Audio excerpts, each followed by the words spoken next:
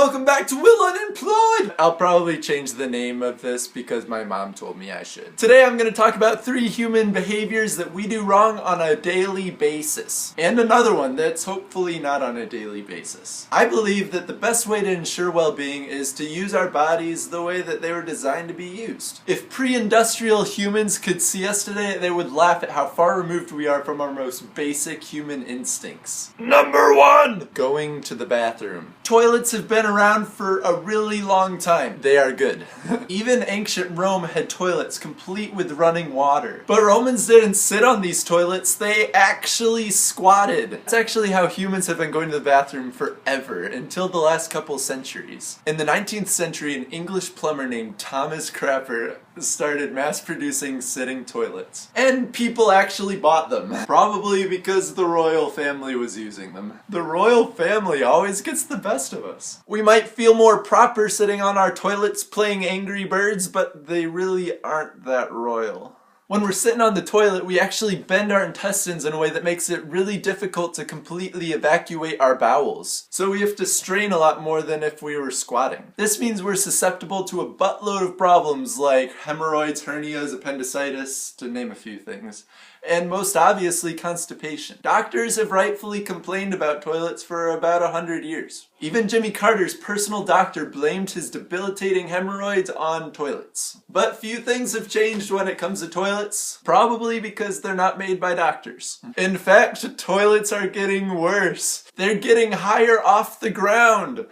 This is so sad. Because as Americans get lazier, it gets harder for us to get on and off the toilet. If you observe how toddlers instinctually go to the bathroom, we actually need to be potty trained just as much as them. Taking baths! Hygiene has always been important, but humans have never bathed as frequently as we do today. Not too long ago, we were bathing down by the river or in a bucket shared by our entire family. The problem today is that we're too clean. First of all, we should only be shampooing a couple times a week. Because when we shampoo too much, it actually makes our hair greasier because our oil glands try to overcompensate for the lost oil. Secondly, we should be taking shorter showers with cooler water. There's about 1 trillion bacteria, 1,000 species, all living on our skin. But most of them are good for us and actually fight off infection. When we take long, hot showers, we actually wash away these bacteria and make our skin vulnerable. Using hot water also strips away the outermost layer on our skin,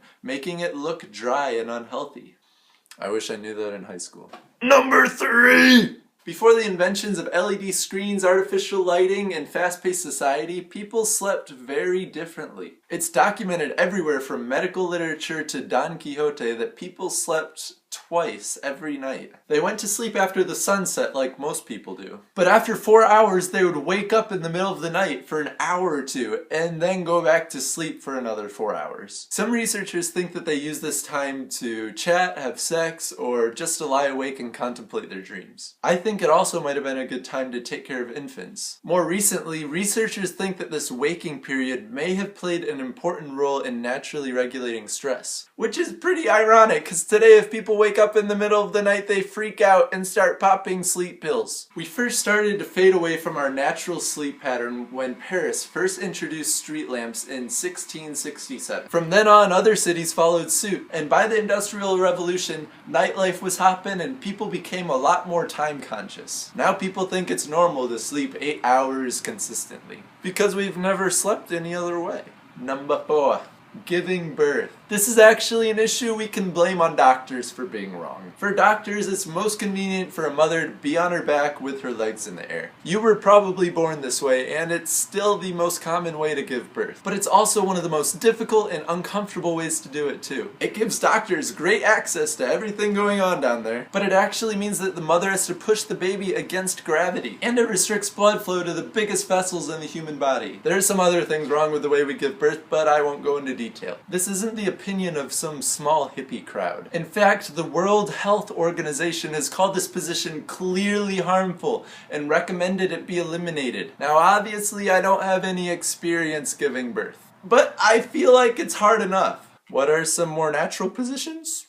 Pretty much anything that feels comfortable for the mother. including squatting. There are two things for sure. We don't squat nearly as much as we used to. And more generally, as a result of industrialized society, humans have moved away from some of the most natural behaviors for one reason or another. Some of these things are easy to change and other things are a little more difficult. Now, I'm not saying we should go full-blown hunter-gatherer. I've tried it before and it doesn't really work out.